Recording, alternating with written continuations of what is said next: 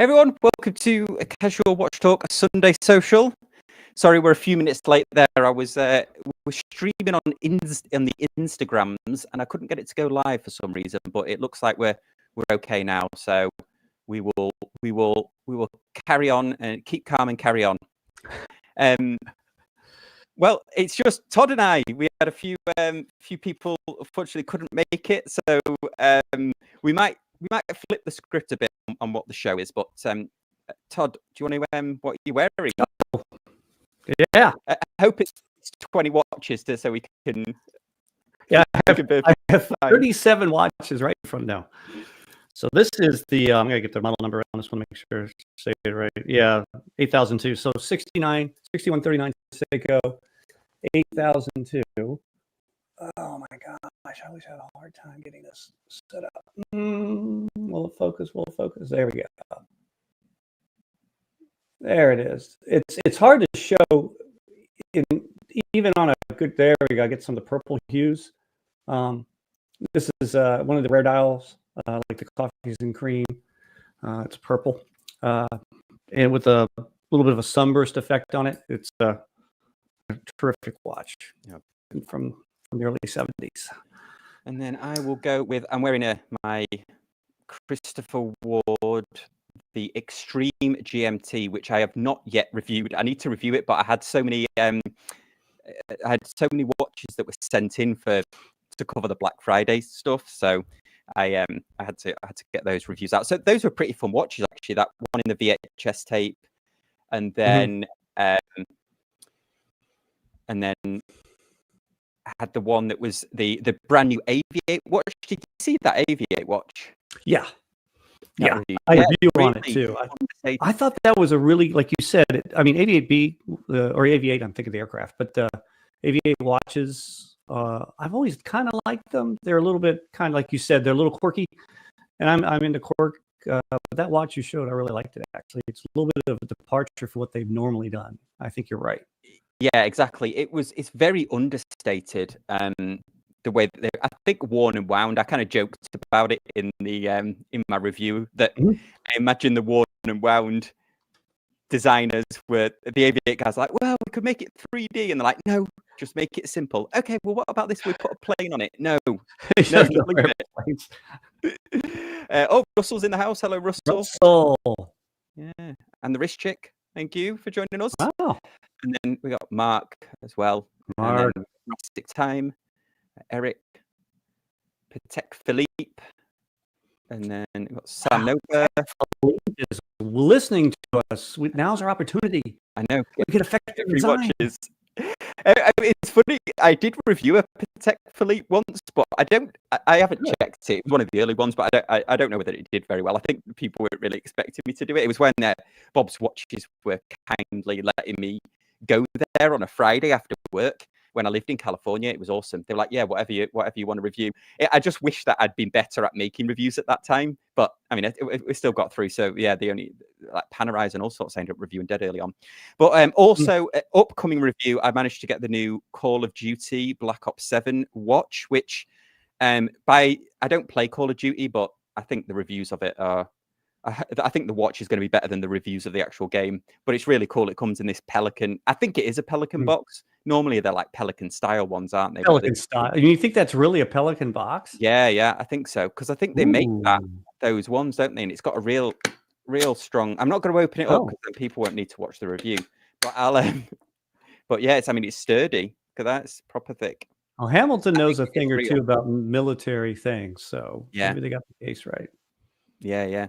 Yeah, they did. So it's a Hamilton khaki or khaki. Khaki. People, khaki for the. If I'm English, do I speak like this and make my mouth go down when I say khaki? Yeah, or if you from the north of England, it's khaki. Oh my goodness. Yeah, well, what we were going to do is when we had a full live stream panel, we were going to talk about watches that we were thankful for, ones that either we owned because it's sort of Thanksgiving, I suppose, coming up. So watches we were thankful that we owned and watches that we're thankful that were made. But as there's only two of us, we'll go through our picks. But let us know I'd be really interested to know your little watch stories in the chat here, and we'll read a few out. Like are the watches in your collection you're really thankful that you own, or maybe it's you're thankful that a watch company maybe reissued a watch, or that they designed a watch that was spot on for what you like as well. So let us know in the comment section. Well, Todd, shall we kick this off? Do you want to go first with one that, do you want me to put this Omega? Is this one you're thankful for? I'm thankful for, I think sent you about 4. And the Omega, I'm thankful for it. There's a caveat in the thankfulness piece here, because much like all of us, they're both naughty and nice. Yeah. But the dark side of the moon and the gray side of the moon releases, especially when they did the 3861 caliber, when they had the plates on the see-through case back, that are also, I guess, maps or some sort of reliefs associated with the moon. Just stunning piece. What's funny is when you click on it, you're like, my color's not working. Well, I think that's the color of the watch. It is very great. But yeah, I see how they've kind of captured again the moonscape associated with the part. But if you look at the caliber on the back, oh yeah, just the way they decorated the plates. Oh yeah. So it's a manual wind, and you've got the I forgot which bridge that is, but you've got. It's just really a really nice piece. Yeah, and it's got on the underside of the strap as well. It's got underside of the strap, and this watch on that strap is, I think, wearable compared to on the bracelet. The lug curvature with that rubberized strap is much better. So this is ceramic. So they don't make ceramic. Mm-hmm. Yeah, I the original grey side of the moon, which was the bicompacts with the date. I still they never come down in price. I wish they would come down in price, because I think that's the best Omega I've ever reviewed on the channel. You're right. I like the original too. It's 16,400 retail. I'm just having a hard time with the price. That's where they're being bad. And speaking of being bad, Colby's here. Yeah, right on cue. On cue. Oh, yeah, Colby, welcome. There you go. Hello. How did your Chiefs do? They won a thriller in overtime. So awesome. They don't make it easy on themselves. Yeah, well, that's a good excuse to be good excuse to join a bit late. Yeah. What are you wearing? I have my IWC Mark 20 on, my favorite watch, the watch I got married in and proposed to my girlfriend in. So there you go. Very, very cherished watch. Nice. Yeah, my dad's. I've never owned an IWC, but my dad's got one. But I've got an obsession with I watched that the Bruce Willis film, Lucky Number 11. Did you see it, where he's like an assassin? It's got Josh Hartnett in it. It's got Morgan Freeman in it and Sir Ben Kingsley in it. And essentially, Bruce Willis is like an assassin, but the opening scene, actually, there's the IWC chronograph, like is it the Aqua Timer or something that they have? Black and white one. You usually see like a yellow one. Let me just pull it up whilst I'm talking about it, because I've got a bit obsessed about this IWC. It's really cool. It's from, I guess, early oh yeah, here it is. Here it is. Let me just pull it up. This one. Oh. This one. Yeah. So this one's actually a pretty big part of the film, but it's like a black and white version. Might be slightly different, but yeah, because the film's like early 2000s, so it just reminds me of like really early 2000s. This is the yellow version of it, but in the film they had the black and white version. So I like the yellow version. I like that a lot. Yeah, the yellow versions, the black version's actually is a steal in the yellow version is the sought after one, but the black and white one is not that bad. Well, that guy's, so there's one that's like 3,800. So yeah, they're not they're not too bad. There's a lot of I don't know if you've been noticing this. Anybody who cruises Chrono 24, but some of them are putting the tariff on, aren't they? Or they're putting like an export tax on them. So you'll click on one and it'd be like delivery $1,000 or something. The Japanese ones. It's weird. Like some of them are doing it and some of them aren't. Let me just see if I can find a Japanese one. Yeah, here. Let's see if this one's got it. Oh no, that's 131. But yeah, because I was going to buy a Cartier tank for my wife, and the delivery was like $1,025 or something. It was wild. That's wild. But yeah, so that's a little IWC tangent there. Yeah. Cool. Okay, so we're talking about watches that we are thankful for. Well, I guess Colby, your IWC is one that you're thankful for. Yeah, I'm very thankful for it. It's been the watch that's been in my collection for the longest. I love their bracelets. I could go on and on about their quick adjust system and the quick release, the ease exchange system, and I love the history going back to the British Mark 16 or something like that, issued in 1948. So yeah, I'm really thankful for it. It's my favorite watch. I'll never sell it. Yeah, that's the one they call like the RAF watch, is it? With the cut off hour hand. And it also has the advantage that I don't have to. It's not a Nazi watch. So even though they were a watch company that issued watches to the Luftwaffe, this particular reference was not one that traces its history back to that unfortunate period. Yeah, I mean, there's a few, isn't there, that have that association. Like I think Laco maybe as well, but I think it wasn't the original. I forget his name. Was it Willie Breitling, the original founder of Breitling? I think he actually was smuggled watches over to the Allied forces. Original Breitling watches. There's a cool story about it. Which of course I'm forgetting now. Okay, so we're going through watches that we're thankful for, and we've started seeing some pop through. So Russell says, I'm thankful for my SKX 009. Back in 2016, it was £135. Yeah, I remember those times. If that watch never existed, I wouldn't have wasted time buying so many watches. Yeah, the SKX was the gateway drug, wasn't it, for a lot of people? But they were. I bought one that was like $180 or something, and now they're $300-400 like used. Right. Yeah, I still have my SKX 007. I have the orange dial, still part of the collection. Yeah, I even had one that I had upgraded with the NH36 movement in there. Oh, I think I remember when you did that. Yeah.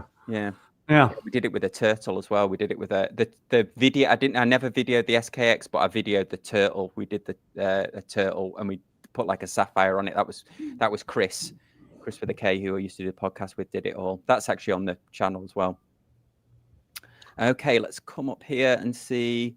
So Mark says, thankful for my Azimuth back in time, no date, blue dial. Seller was leaving country last week, offered a great price for cash. Don't wear it often, but makes me smile every time I open it. I am not sure what that watch is. I'm not sure what that is. No. Let's have a look. So, Azimuth back in time. Let's have a look. Yeah, Russell's right about ridiculous prices for some things now, like the 007, but in the big scheme of things, a new Seiko Turtle or Samurai is probably about the same price.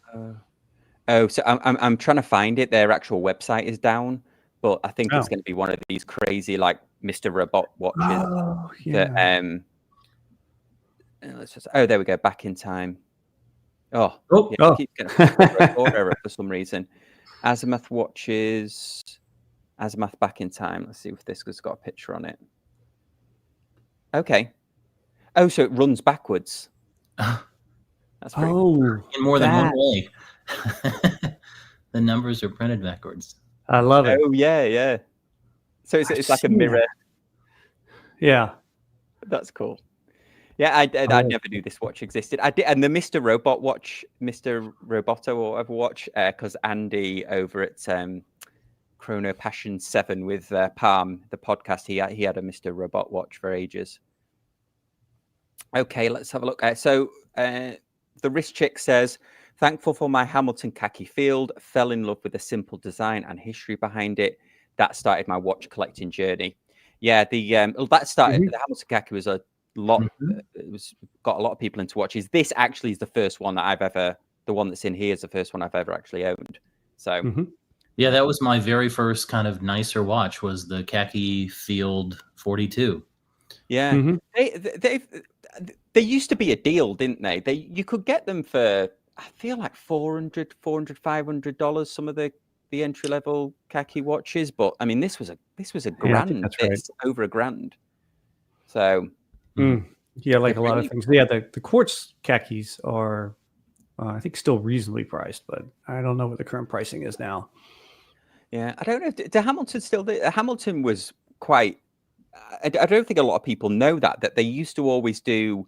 Oh, for a lot of their popular ones, they had a quartz version and a mechanical watch for a lot of them. For a lot of them, yeah. Ones. I've got one of the LL Bean Hamilton khaki field watches with the mechanical, winding mechanism. It's a great watch. Okay. Just sits in the collection mostly, though.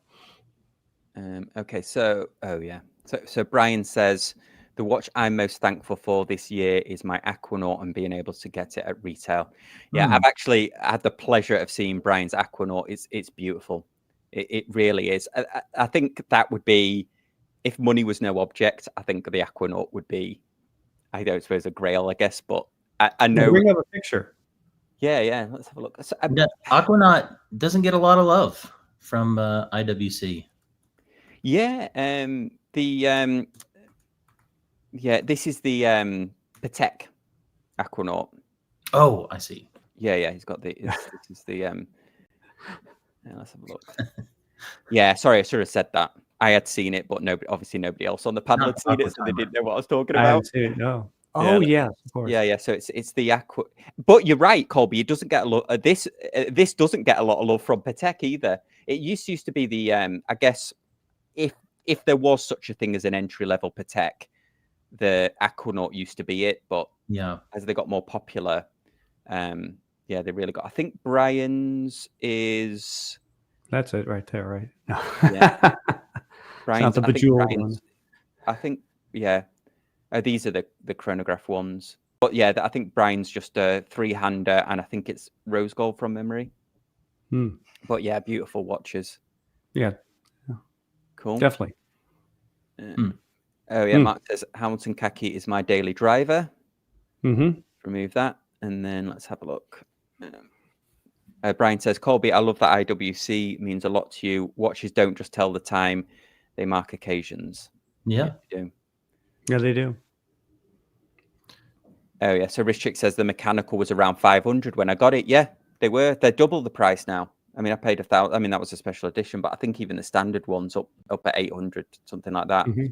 Okay, so Nicholas says, I'm thankful for my Casio analog with digital display birthday watch, which I use in all of my university exams way back when. Still have it. Yeah, those like they're very 90s, aren't they? Like late 80s, 90s. Those Ani-Digi Casios.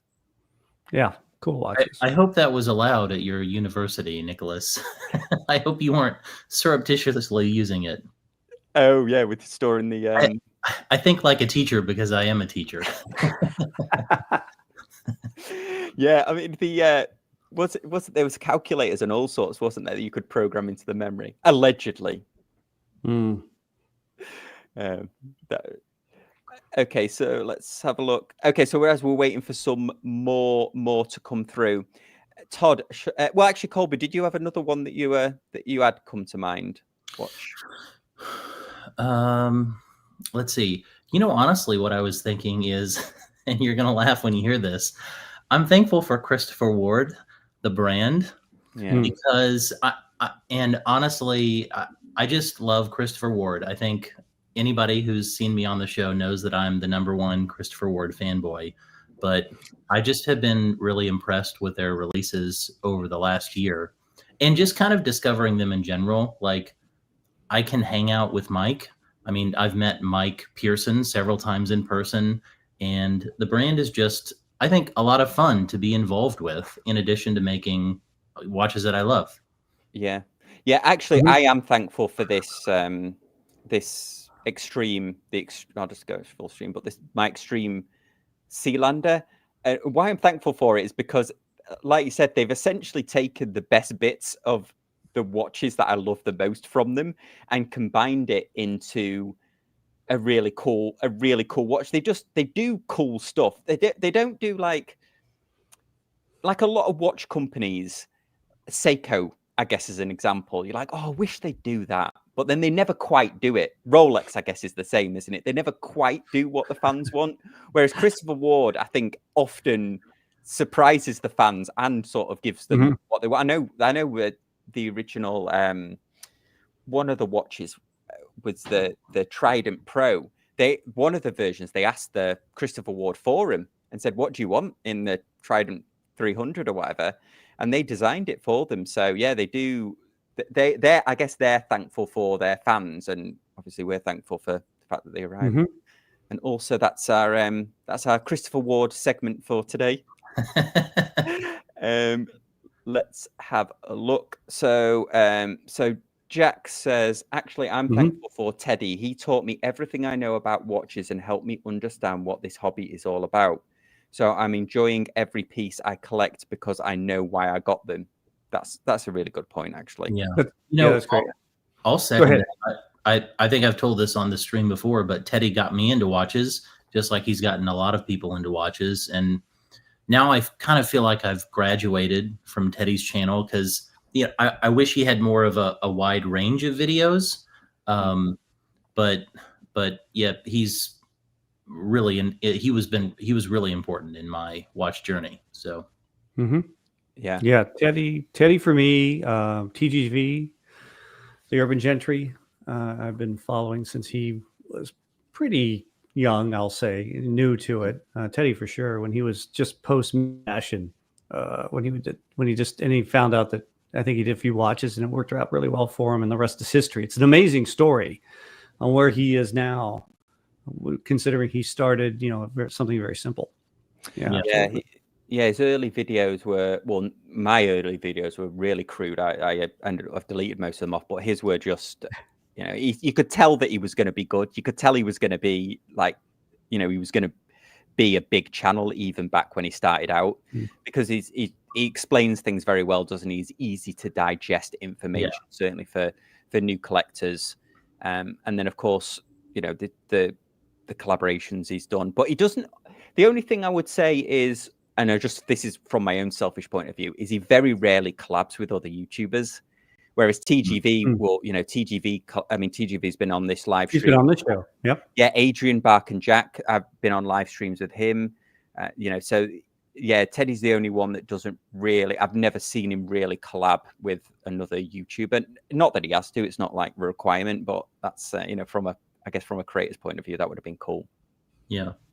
The thing that always impresses me about Teddy is just the amount of watch knowledge that he has. I mean, it's really, really impressive. And you can tell from his videos that he just knows a ton about the history and the workings of watches. Yeah, he does really well with Grand Seiko. Like he knows, I think he knows Grand Seiko better than a lot of the reps that you see in the Grand Seiko stores. Yeah. Well, that's not hard to do. A lot of times. Oh yeah, I think the worst knowledge that you ever get, or the worst technical advice you ever get, is going into Best Buy, because you go in and say, "Oh, what TV do you recommend?" "Oh, I don't know. What do you like?" I'm asking you. I would have just bought it off Amazon if I didn't want to know. But anyway, I'm sure there's good people that work at Best Buy. Yes, Mark says all Sunday roads lead. Sunday social roads lead to. They always do lead to Christopher Ward unapologetically. Let's have a look. So yeah, Hannibal says Hamilton, Murph, Cooper, Ventura, Bolton are classics. Hamilton needs its own movement, but Swatch is not going to let it happen. I think, yeah. But also Hamilton, for a long time, they had sneaky ETAs, didn't they, with higher power reserves and stuff like that they would get from Swatch, I remember. So you used to be able Trying to to get. remember, yeah. I know that like Longines gets special movements from Swatch for some of their watches. Hamilton has a 70-hour power reserve watch, but I think that may be shared with Tissot. Right. I believe, but they may have been. You're right, Sam. No, they may have been the first one to get that half where they tuned down the 28.8 down to 21.6, right? Whatever it is, and got the 80 hours of power reserve out, 70 or 80. I forgot. Yeah, you might be right. It may have been Hamilton. May have been the first.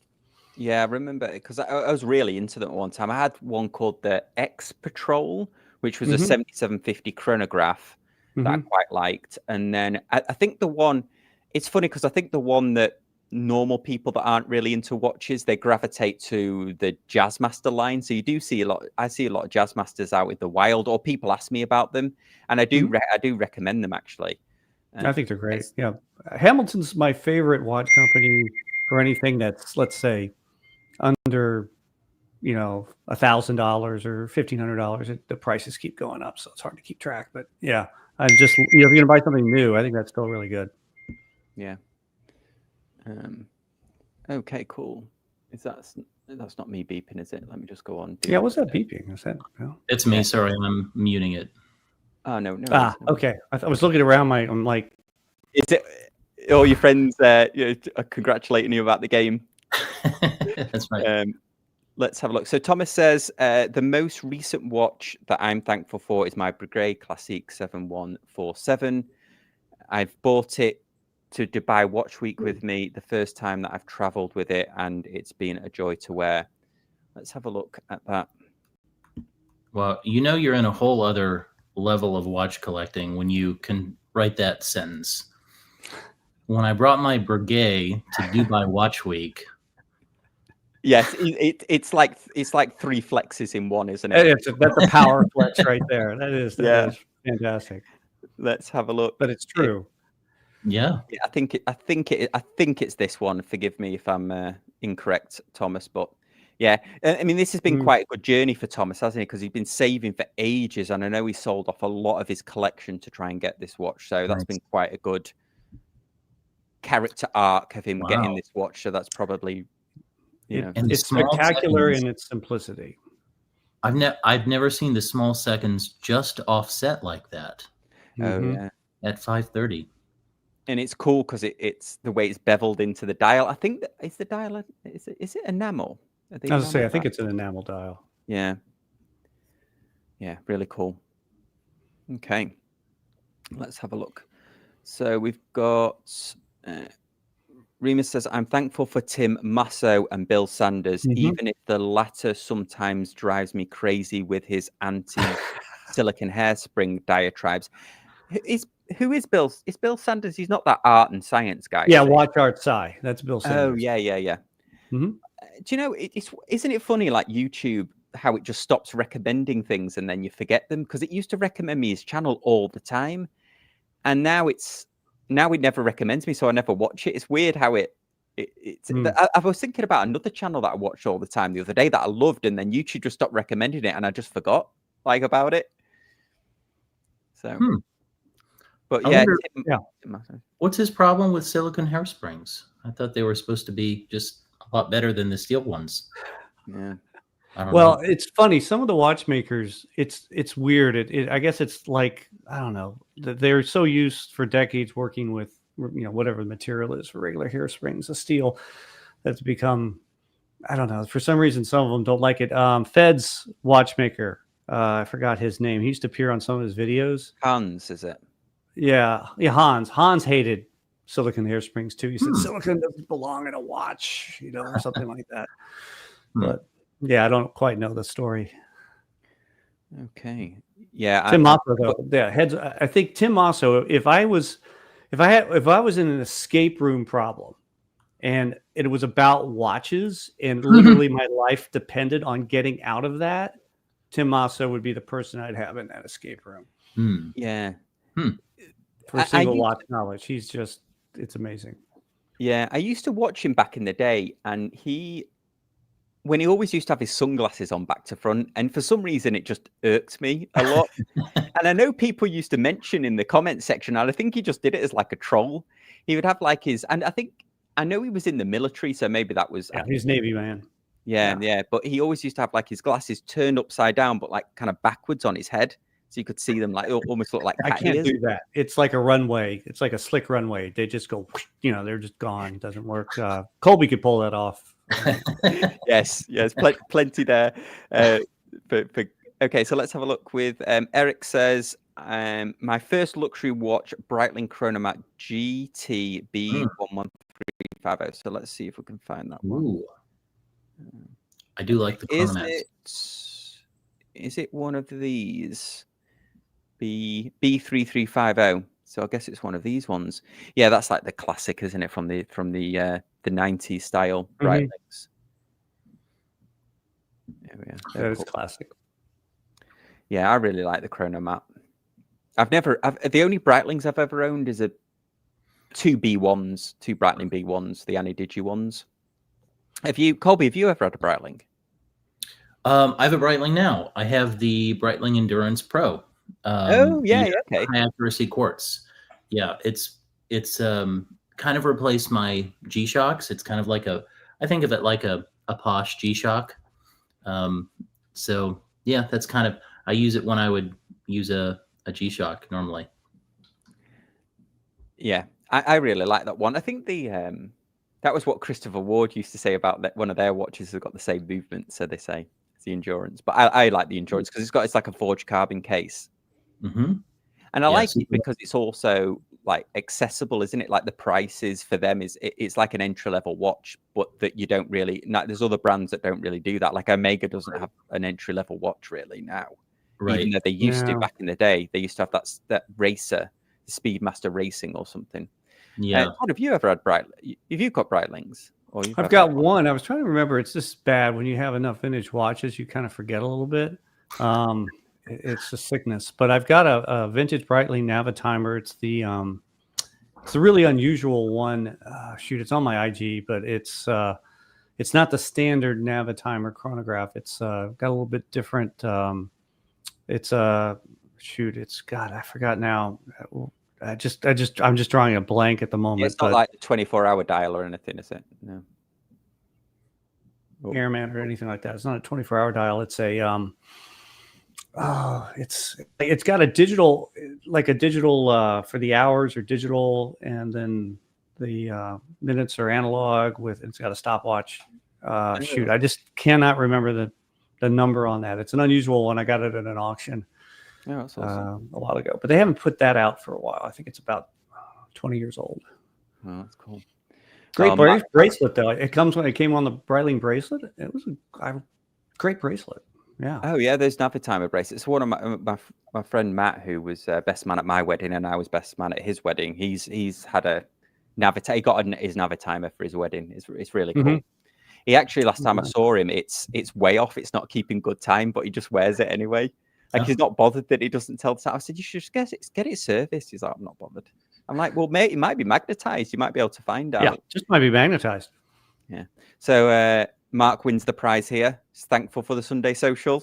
Thank you. We're thankful that you watch. Get to know. Bill K also said something like that early on. So we got to give Bill K kudos. Oh, Bill. Sorry, Bill. Sorry if I missed that. Let's have a look here. So let's see what else everyone is thankful for.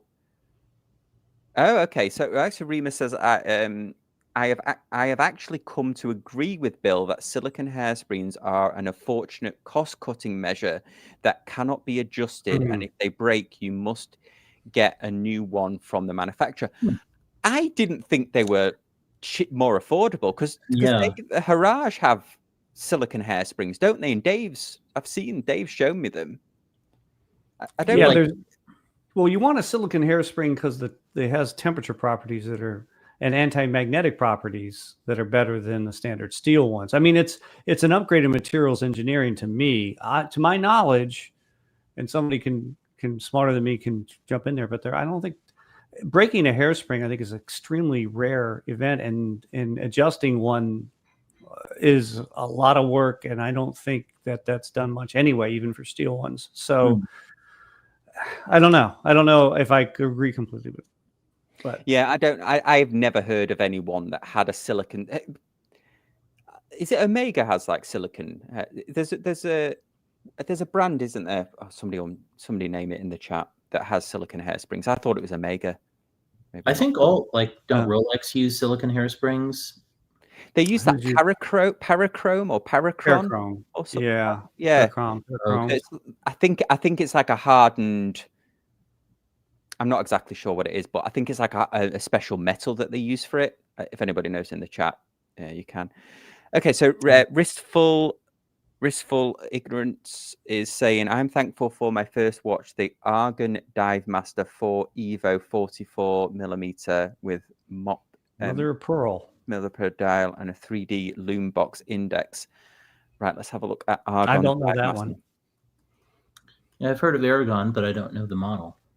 But okay, let's have a look here. I like Loom Box indices. So Argon That's a big boy too. Master But for a dive watch, that's not bad. Oh yeah, here we go. Okay, so and then is it this one that's mother of pearl? Wow, that one's the 48mm version. Ooh. Wow. Actually, that's not a bad price, is it? Really, $330. How much? 330 US. Oh, they put NATO on the site. That clown is going to sue them. Let's have a look. Yeah, I can't see the exact mother of pearl one, but that's cool. Awesome. Thanks for that. Let's have a look here. These are great watches. I mean, what a diverse community we have here. I love it. Yeah. It's really cool, isn't it? They can't be all Seiko. It's good that it's a diverse community. I'm kidding. Oh, okay. So here we go. Once Ulysse Nardin's patent expired, I think a lot of brands started using silicon hairsprings. That's cool. Okay.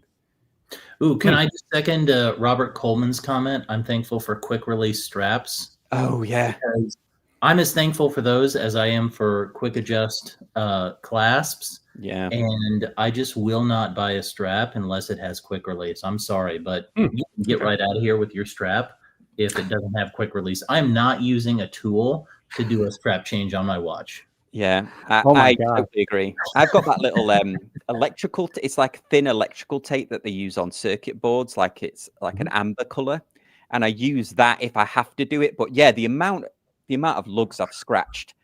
I gotta say, I bought my Younghans Max Bill Mega Solar at the Chicago Wind-Up Fair. It came on a leather strap with no quick release, and the leather was so tight up against the lugs that I can't tell you how many curse words that I let out as I was trying to jam that tool down in there, and I poked myself in the finger, I think several times. It was horrible. And all of it was just to take this leather strap off. Oh, man. The worst strap changing experience I've ever had in my life was with the Fortis Cosmonautis, they used to call it at the time, because it had a bar that went through. It was a integrated leather strap, and it had a bar that went through to fasten the strap. So I took the integrated leather strap off to basically put another strap, like a NATO on it or something, and I could not get the bar back through because the plastic of the integrated thing, it had to be like, a 1,000th of a millimeter accurate to fit back through the hole. It took me hours and hours to try and get the bar back in. It was horrendous. Okay, so Christopher says, I'm thankful for being able to get my ultimate grail Rolex OP Celebration. What was there that you go. one? Good for you. Which one? What is it your grail though, Christopher? Okay. This was this one with the bubbles on it. Yeah, that's a rare dial. Yeah. Yep. I remember when that came out. That caused quite a stir. That and the other dial that came out with it, because it was like completely un-Rolexy. Oh yeah, Right, and the other one was like puzzle puzzle pieces. Yeah.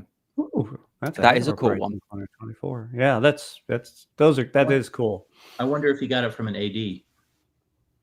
That's a good question. Yeah, that is a good question. Remus is back saying Patek used silicon on most of its collection, but the higher level stuff of watches use metallic hairsprings. Okay, cool. That's I didn't know that. Has a good one there too. Yeah. Yep, Zenith El Primero. I'm glad that brands do revival watches. I love my Zenith A384 El Primero chronograph. I've never bought into the whole Speedmaster thing, so El Primero really appeals to me.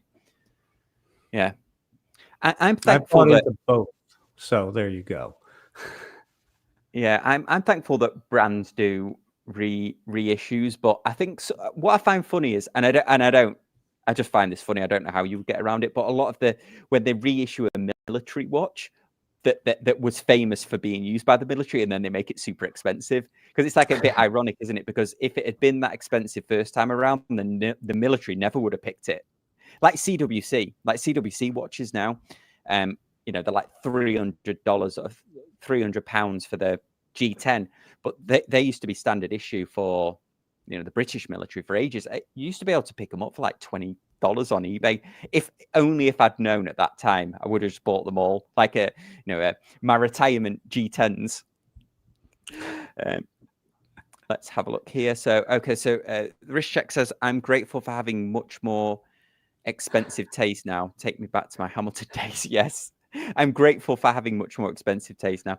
Yeah, it's that does happen, doesn't it? It's when you first start collecting and you think, wow, $100 is like quite expensive for a watch, and then you sort of your mind sort of expands, doesn't it? I remember, in fact, it was that Fortis, the Fortis watch that I had. It was $800, and I agonized about it for ages. Like, I was like, God, $800, like, what should I do? Should I get it? Should I not?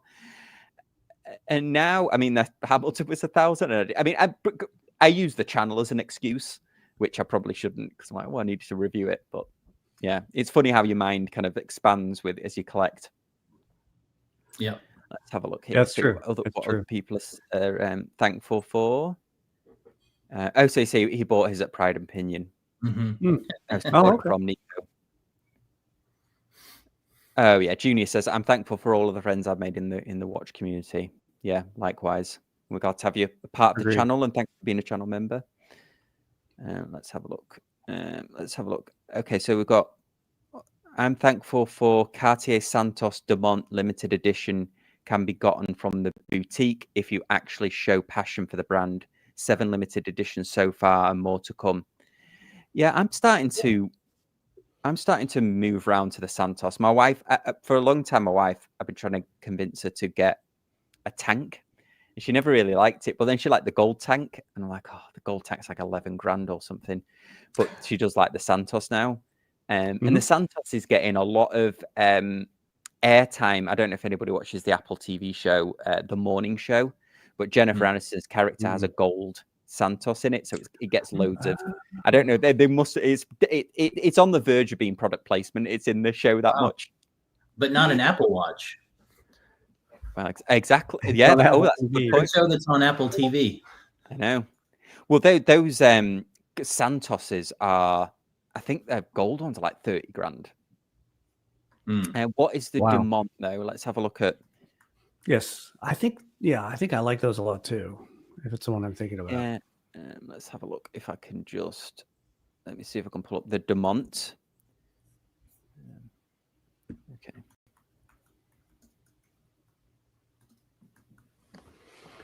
I'm not sure which one that is. Oh, okay. Here you go. So this is actually on Cartier's website. So the Dumont. That's not crazy price. Yeah, I know Pete the other week was saying that the Santos is more of a ladies' watch, but it was actually not. It was invented for a guy, wasn't it, originally? Yep. For that's pilot's really watch. Nice. I think it's Cartier's most masculine watch. Yes. Yeah, was it the Roadster? There's another one that I kind of like. Yeah, there is another one. I know what you're thinking of. I can't think of what it looks like, but there is like a chunky watch. I don't know if they still got it. Yeah, I love that one with the this one. I think this is like a DLC coated bezel, because I think that's the problem. Mhm. The only issue with these is they're like massive scratch magnets, aren't they? Mhm. But yeah, I really like that one. Yeah, that's sharp. Awesome. Great pick there. Yep. Okay, so I have so Chris saying I have the Cartier Santos with the airplane rotor. Okay, that's cool. Oh, on the back, yeah. Let's have a look. So then Kevin says, I'm thankful for my Christopher Ward C60 Trident Pro and my Seiko Reduced Marine Master 200 and my Casio Oceanus. I have never reviewed a Oceanus.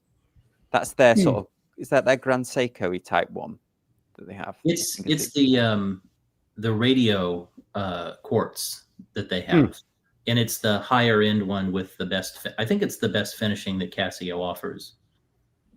Yeah, I think it's like their version of sort of Grand Seiko-ish a little bit, but a much more affordable price than Grand Seiko. They're really good watches. I really like them. Yeah, and the Christopher Ward C60 Trident Pro, yeah, fan favorite, certainly fan of that one. I've had one of those. In fact, I've had two of them, I think. Yeah. Okay. So, yeah, Robert says, I'm thankful and still enjoy my Casio calculator watch as much as my more expensive watches. Yeah, it's very I've got a colleague who was in the military and he wore a Casio calculator watch in the military. Yeah, I can't see the buttons on them anymore. I remember having one as a kid and it was the coolest thing ever, like having a calculator watch. The only thing that topped it, and I still would like to buy one, but they're really, really expensive now, is the TV remote control Casio watch. I loved it. And now to get one that's broken is like $200. And I don't know how you would ever get it fixed. Oh yeah, Thomas says that he still enjoys his cheaper watches too. Yeah, I've still got my I bought it last year, but the Timex Ironman 8-lap. There is some cool, more affordable watches. Awesome. Okay, Todd, you had another one that you were thankful for. Do you want me to pull up what the Reverso? Yeah. JLC, yeah. It's on my bucket list is to get a JLC at some point. I don't know which one. I keep kind of going back and forth, but if we want to do a Reverso tribute, which is on the upper left, this one came out this year, and the small seconds one. If I were to have not a duo face, but let's say a single face, should be there. There's a red one that I really like the dial on for the small seconds. There it is on the left. Yep, you went past. Right there on the left. Yeah. Oh, wow, and like rose gold. Yeah, it's in rose gold. That kind of almost like an oxblood color, I guess I call it. I mean, it's a lot of money, but just in terms of design and release, I just really like it. Yeah, nice fabric strap there you get there for your 25,000. Yeah, 25 grand. You get a. Yeah, it is beautiful. I reviewed a Reverso, actually from Bob's Watches. I was mentioning at the start. They are beautiful. That the mechanism. The problem is I'd be reversing it all the time. Treat it like a fidget spinner, right? Yeah, and it's cool because it sort of loosely had a purpose, didn't it? Why it reversed. It wasn't that they just did it for a magic trick, was it? It actually had a purpose why it reversed. So yeah. Cool. A little known fact is that Hamilton licensed that design from JLC way back when it first came out, I believe in the 40s, and I believe it was 60 cents a watch that Hamilton paid JLC. A very similar design that they got from license from JLC. So there you go. Back in the day. Yeah. Okay. So those were. Oh, I've never seen that Hamilton before. I know. So there were Reversos with Hamilton on the dial. Well, no, it was a Hamilton watch that they built at the Hamilton factory back when they were in Pennsylvania, but they licensed the design from JLC in order to build a Hamilton version of the JLC. Of the Reverso. Of the Reverso, right. Okay. So everything in it is Hamilton, as much as it depends on who made it. I think Hamilton at the time was making most of the things, but yeah. It's I forgot the name of it, but it's one of my good friends, Gerard Cardinal, runs the Hamilton Facebook website, the Vintage Hamilton Facebook website, which I'm also a big fan of. And that was one of the things. He has a couple of those Hamilton watches. They're in gold. I think they're expensive too at the time. I think they're solid gold ones. Do you know what? Hang on. Let me just see if I can pull this picture up. A little bit of watch trivia we're bringing up here. Sorry about that. Yeah. Let's have a look at that actually. Oh, here you go.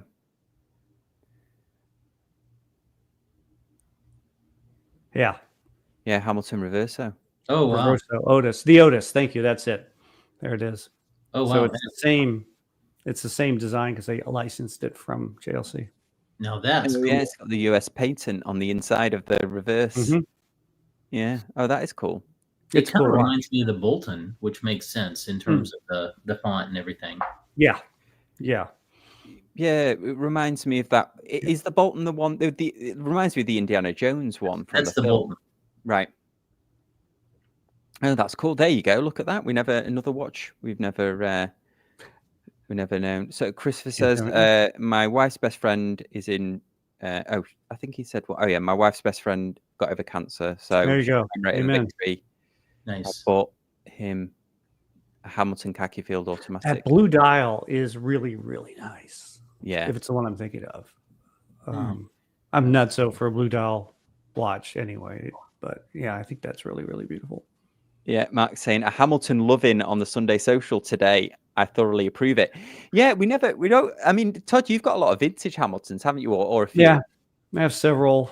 I have several. I have two. Two of them are the collaboration they did with LL Bean. So I have one of their 7750 chronographs that they did with LL Bean, and I've got the mechanical field watch that they did with them. Or two of them. Mm-hmm. Yeah. Okay, so we've got user says, I'm grateful for my Omega CK859 Longines Ultra Chrono, which is good. Panerai Radomir 512 and the Seiko SPB 411. Which one's the SPB? Which is the SPB 411? Okay, it's the it looks like it is it the Alpinist? I think it's the Alpinist. Maybe. Well, that looks like an Alpinist. Oh yeah, SPB 121. Maybe it isn't the Alpinist. It's also coming up with this one, but that's not it, is it? SPB 411. Okay, it is this one. This is the Apollo 13 one. Gene Kranz, right? Yeah. Thank you. I forgot the name. Yeah, this was a limited. Great. Yeah, these are really nice, aren't they? That was a limited edition, wasn't it, at the time? Look at that, $1,772. Is That's that a US? lot. Yeah, how much? eBay.com. Yeah, I've actually put some watches on the eBay store, everyone. So check it out. Okay, let's have a look.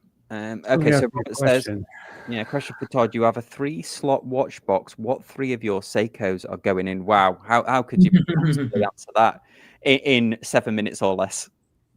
Yeah, real quick. The first quartz analog chronograph, Seiko developed that in 1983, the 7A28. So I have a 7A38 from 1984. So it's my first real watch. I bought new in 1984. I still have it. I put that in. That's the one that survived the house fire. It got rebuilt by Spencer Klein. So I got that one. I've got one of the original Pogues, one of my Pogues, gold dial Pogues. And I'd probably, it's a version of that. Yep. And I'd probably put in a 6138, which is the Bicompax chronograph vintage ones. And I might put in a UFO, one of the 6138 UFOs, just off the top of my head. There you go. I thought that was going to be more of a struggle for you, considering you've got quite diverse. 3 is easy. If you ask me 7, I'd be struggling, but 3 is actually easier than more than that. Yeah, actually, well, Colby, same question to you. If you had a 3-slot watch box and that was it, what would you keep? Yeah, Colby, what would you put in? I mean, I'm a small collection guy, so I basically that's most of my collection. I would keep my IWC Mark 20 because obviously. I would also keep my Christopher Ward 12X. I really, really love that watch. And then for the third watch, I would probably put I don't know, maybe my Datejust. I do have a two-tone old man yellow gold Datejust with a white dial. So like 36, that 36 millimeter watch. 41. Oh, it's a new one.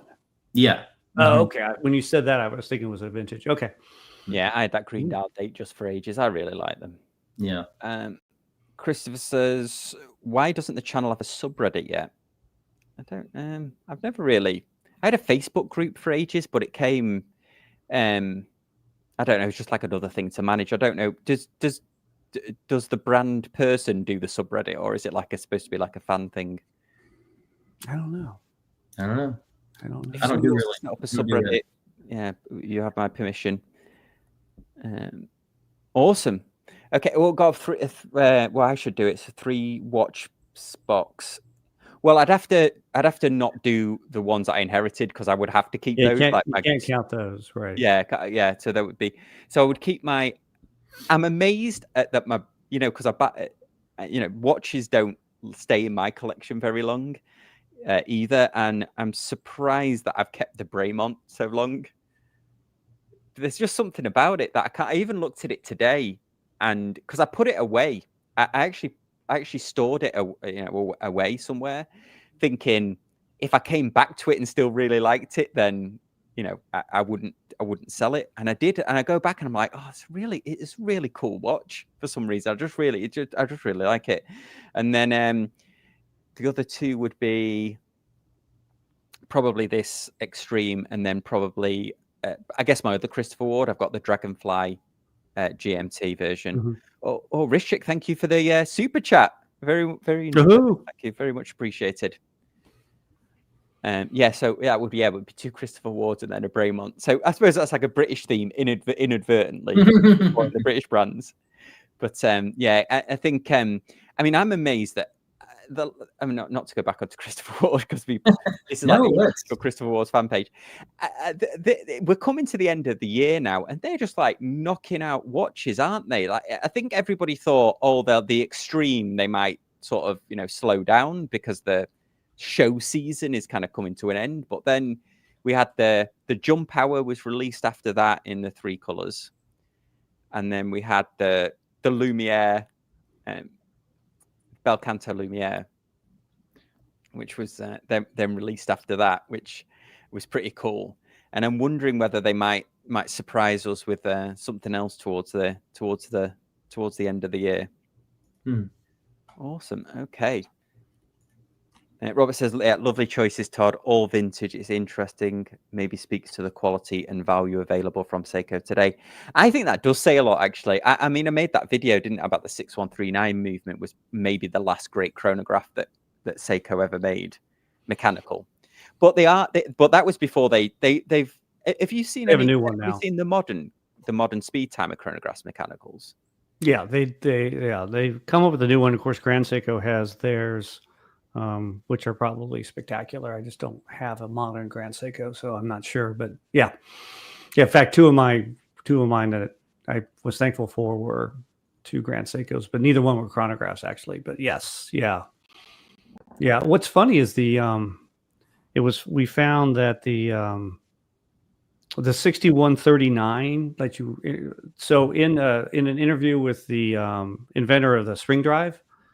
I can't think of his name. Ruto, I forgot, but one of the first things they did is they took apart a 6139. They used it for inspiration for the spring drive. Really? Mm-hmm. Because I wonder why they've never used that crown mechanism to set the day date, because it's really innovative, isn't it? And it can't because it's fragile because there's a lot of them that still have lasted without being serviced, I presume. You mean like this? Yeah. Where you push in twice to get one switch and you push in once to get the day? Yeah. Chris, thank you. Chris, thank you for the very generous. Oh, wow. Thank you. Yeah. Very, very much appreciated. Thank you.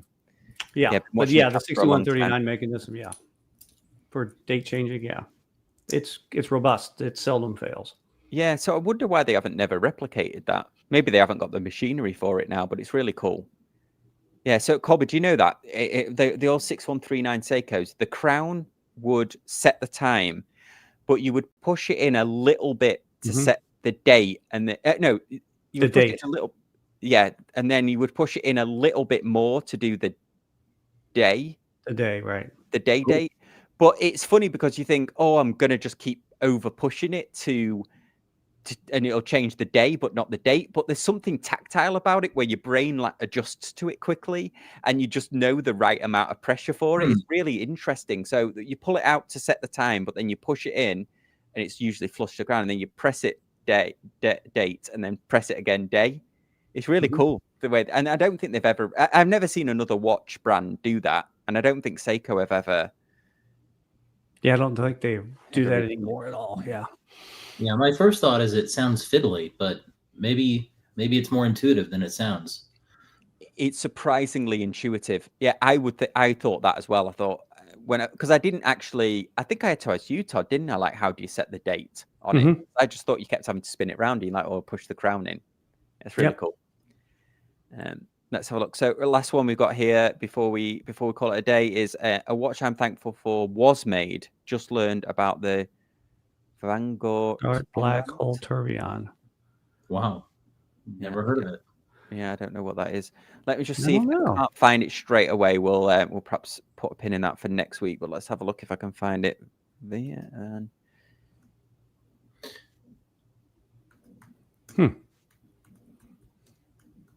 Let's have a look. Oh, okay. I found it. Yeah, this one. Wow. Huh. Okay. Black Hole Tourbillon. Wow, looks expensive, isn't it? Yeah, it does look expensive, doesn't it? The renders. This. Yes, it finally came through my. Have you seen? Is it got the? Oh, it's a PDF. Wow, no, it is expensive if they've had a PDF done. Right, pricing on request. I can see it now. Yes. Oh, limited to 8 pieces. Oh. Wowzers! Look at that! It's spectacular, isn't it? You'd be the only one at Red Bar with one. Yeah. Wow. That is really. That does look super cool. That does look really cool. Yeah, that looks awesome. It's got a little bit of Urworky type to Urworky, yeah. MB&F with Urwork, yeah. Yeah. Well, that's awesome. Yeah, thanks for posting that one. That's really yeah. Chris says I'm really kidney. I don't think one kidney will do it. You'll have to give them both up. Awesome, cool. Well, thank you so much for everyone that joined the chat. Thank you to the panel for joining, and we will see you next week on Casual Watch Talk Sunday Social. Thanks, everyone. Bye. Have a great Thanksgiving.